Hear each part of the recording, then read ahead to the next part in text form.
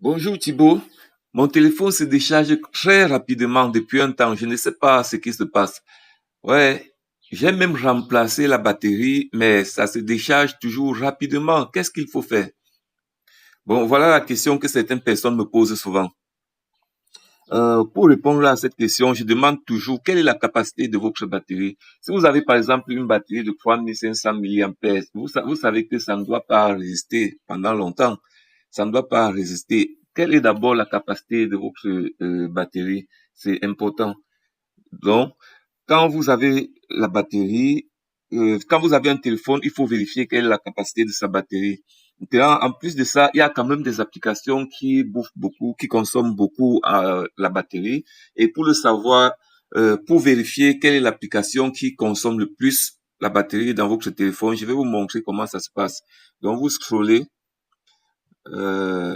Bon, ici, je n'ai pas mis les paramètres en raccourci. Bon, nous allons monter là. On fouille les paramètres. Vous cliquez paramètres. Vous allez chercher l'endroit où on a écrit batterie. On scroll, on monte. Vous voyez batterie. Ma batterie actuellement est à 86%. Je clique là sur batterie. Ça me présente toutes ces informations que vous voyez sur l'écran. Vous pouvez scroller pour regarder. Hein.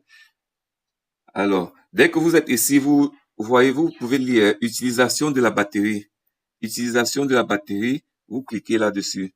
Vous voyez comment ça met le graphisme de l'utilisation de ma batterie. Et ici, plus bas, quand vous scrollez, vous voyez, voilà les applications qui consomment plus ma batterie actuellement. Facebook est à 66%, WhatsApp 49%, YouTube 8%, Call App 1%, VLC 1% et Orange Money. Voilà les principales applications qui sont en train d'utiliser mon téléphone actuellement.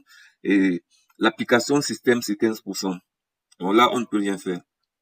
Maintenant, puisque c'est Facebook qui est en train de consommer fortement ma batterie, qu'est-ce qu'il faut faire? Je clique sur Facebook. Soit je force l'arrêt. Si je force l'arrêt, ça arrête Facebook. Donc, il faut recliquer pour activer.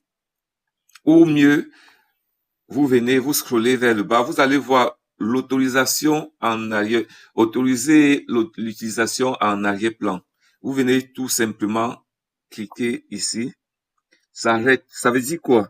C'est quand vous allez ouvrir Facebook que Facebook va utiliser la batterie. Quand vous accordez l'autorisation en arrière-plan, ça veut dire même quand vous n'utilisez pas, quand vous n'êtes pas en train de défiler sur Facebook, d'utiliser Facebook, Facebook automatiquement fait des mises à jour, travaille en arrière-plan. Et quand ça travaille en arrière-plan, ça bouffe votre batterie.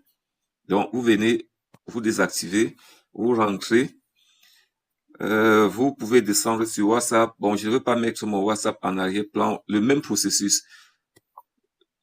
Là, si vous autorisez, si vous désactivez ici, vous n'allez plus recevoir les messages en arrière-plan lorsque vous n'êtes pas sur WhatsApp. Donc, je ne veux pas activer ça, désactiver ça. Donc, voilà les applications que vous pouvez désactiver l'utilisation en arrière-plan. Dès que vous désactivez, vous revenez. Ça va considérablement.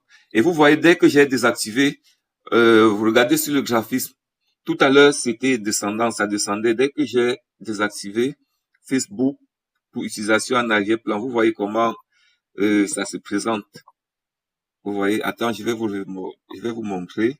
J'autorise encore Facebook à travailler en arrière-plan. Vous allez voir comment ça va changer.